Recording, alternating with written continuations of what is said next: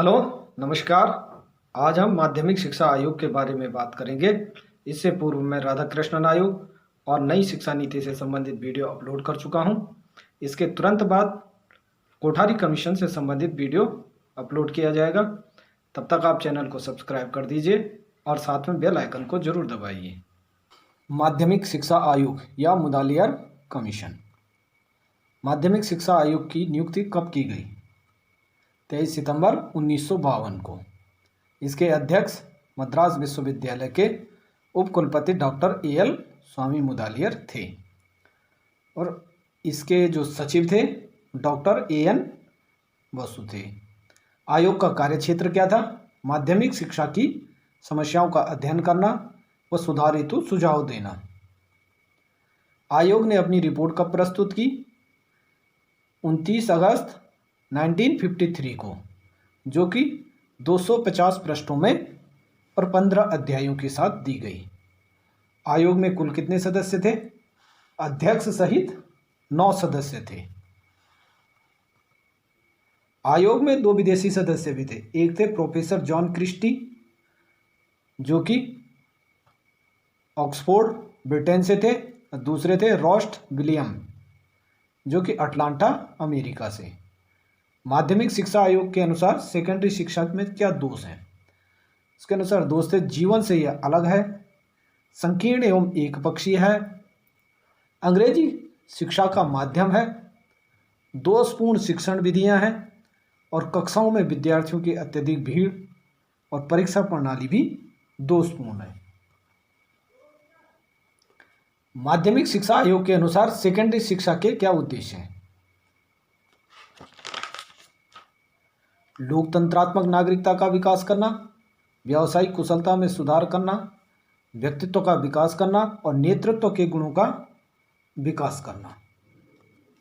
आयोग ने माध्यमिक शिक्षा का जो संगठनात्मक ढांचा दिया वह ये था कि सेकेंडरी शिक्षा जो है 7 वर्ष की हो, 11 से 17 वर्ष के बच्चों के लिए होगी और इसे 2 स्तरों में विभाजित किया: मिडिल, जूनियर सेकेंडरी या सीनियर बेसिक स्तर का।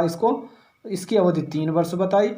हायर सेकेंडरी स्तर की अवधि जो है 4 वर्ष होनी चाहिए। और आयोग ने एक सुझाव दिया कि इंटरमीडिएट कक्षाओं को समाप्त कर देना चाहिए। उसने कहा कि 12वीं की कक्षाओं को डिग्री कॉलेजों से संबद्ध कर देना चाहिए और 11वीं की कक्षा को हाई स्कूल से संबद्ध कर देना चाहिए। उसके साथ ही उसने कहा कि प्री यूनिवर्सिटी कोर्स कराए जाने चाहिए। इसके अतिरिक्त उसने सुझाव दिया कोर्सों का विभिन्नीकरण। कोर्सों के विभिन्नीकरण में वह कहता है कि कृषि स्कूल, तकनीकी स्कूल, औद्योगिक स्कूल और कॉमर्शियल स्कूलों की स्थापना की जानी चाहिए। देहाती स्कूलों में कृषि शिक्षा पर बल देता है और तकनीकी स्कूलों की स्थापना का सुझाव देता है। वो कहता है कि तकनीकी स्कूल उद्योगों के निकट स्थापित हो, उन्हें संबंधित उद्योगों का सहयोग प्राप्त होना चाहिए। साथ ही वह औद्योगिक शिक्षा कर लगाने की भी बात करता है। लड़कियों की शिक्षा में गृह विज्ञान को प्रमुखता देने की बात करता है। शिक्षा का माध्यम कहता है मातृभाषा होनी चाहिए। स्कूलों में हिंदी अनिवार्य हो और सेकेंडरी स्तर पर अंग्रेजी विषय को अनिवार्य रूप से लागू करना चाहिए। आयोग ने माध्यमिक शिक्षा के पाठ्यक्रम के निर्माण के क्या सिद्धांत बताए? अनुभव की पूर्णता का सिद्धांत, विविधता एवं लचीलेपन का सिद्धांत, समूह केंद्रीयता का सिद्धांत, अवकाश का सिद्धांत। वो कहता है कि अवकाश के लिए भी प्रशिक्षण दिया जाना चाहिए और समवाय प्रिंसिपल ऑफ कोरिलेशन कहता है वो पाठ्यक्रम को अलग अलग असंबंधित और संकीर्ण विषय में विभाजित नहीं करना चाहिए, बल्कि वह जीवन के साथ संबंधित होना चाहिए। अच्छा, आयोग ने यह भी किया था कि माध्यमिक जो शिक्षा का पाठ्यक्रम था उसे 7 वर्गों में विभाजित किया था। पाठ्यपुस्तक के संबंध में उसने सिफारिश की कि एक सर्वोच्च पाठ्यपुस्तक कमेटी का निर्माण किया जाना चाहिए। आयोग के अनुसार निर्देशन और परामर्श हेतु प्रांत में शैक्षिक एवं व्यावसायिक निर्देशन ब्यूरो की स्थापना की जानी चाहिए। पाठ्य सहगामी क्रियाओं के लिए वो कहता है स्काउटिंग, एनसीसी और फर्स्ट एड आदि क्रियाओं के प्रशिक्षण को प्रोत्साहन दिया जाना चाहिए।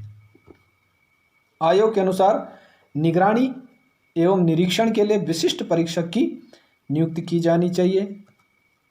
आयोग द्वारा शैक्षिक प्रशासन में सुधार हेतु भी सुझाव दिए। शिक्षा निदेशक संयुक्त सचिव के बराबर होना चाहिए। सेकेंडरी शिक्षा बोर्ड का निर्माण किया जाना चाहिए। अध्यापक प्रशिक्षण बोर्ड की स्थापना की जानी चाहिए और प्रांतीय परामर्श बोर्ड का गठन किया जाना चाहिए। छात्रों के शारीरिक कल्याण के लिए भी आयोग ने सुझाव दिए। सभी स्कूलों में विद्यार्थियों के लिए पूर्ण मेडिकल परीक्षण होना चाहिए। अध्यापकों को फर्स्ट एड तथा स्वास्थ्य के समान सिद्धांतों का प्रशिक्षण दिया जाना चाहिए। शारीरिक शिक्षा के अध्यापकों का अन्य अध्यापकों के समान दर्जा होना चाहिए। परीक्षा पद्धति में सुधार हेतु आयोग ने सुझाव दिया कि बाह्य परीक्षाओं की संख्या कम की जानी चाहिए। एक दिन में एक ही पेपर करवाया जाना चाहिए। ऐसा नहीं कि बहुत सारे पेपर एक ही दिन हो रहे हैं। स्कूल रिकॉर्ड को व्यवस्थित रखा जाना चाहिए। प्रतीकात्मक अंकन प्रणाली अपनाई जानी चाहिए, अर्थात ग्रेडिंग की बात करता है। और एक ही अंतिम परीक्षा, वो कहता है कि सेकेंडरी स्कूल कोर्स की समाप्ति पर ही एक्सटर्नल एग्जाम होनी चाहिए, बोर्ड एग्जाम।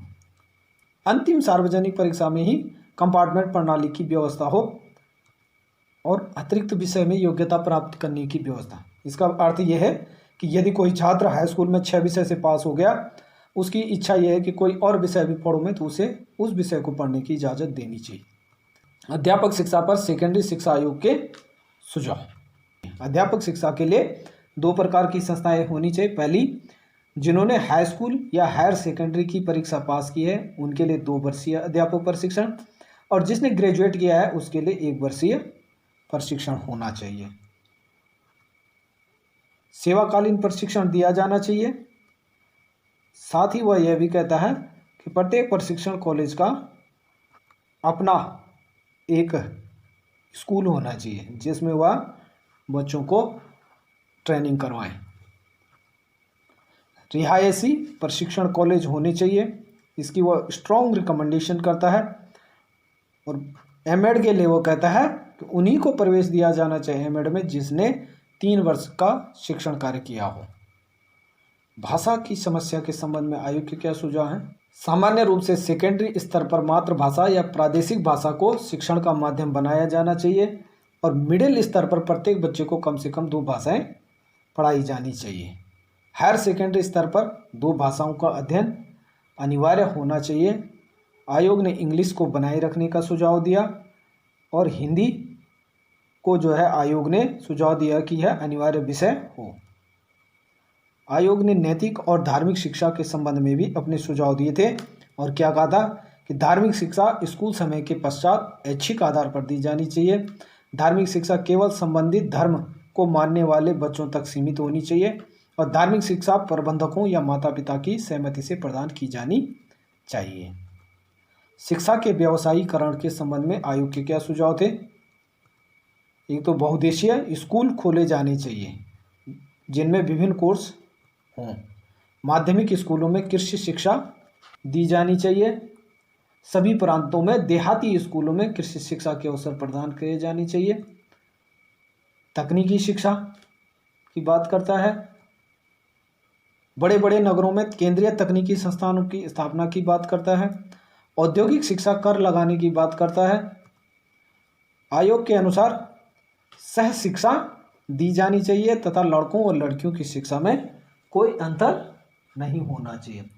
इसके अतिरिक्त आयोग कहता है कि स्कूल स्वास्थ्य सेवा योजना शुरू की जानी चाहिए। इस तरह से माध्यमिक शिक्षा आयोग को माध्यमिक शिक्षकों के लिए बाइबल कहा जाता है।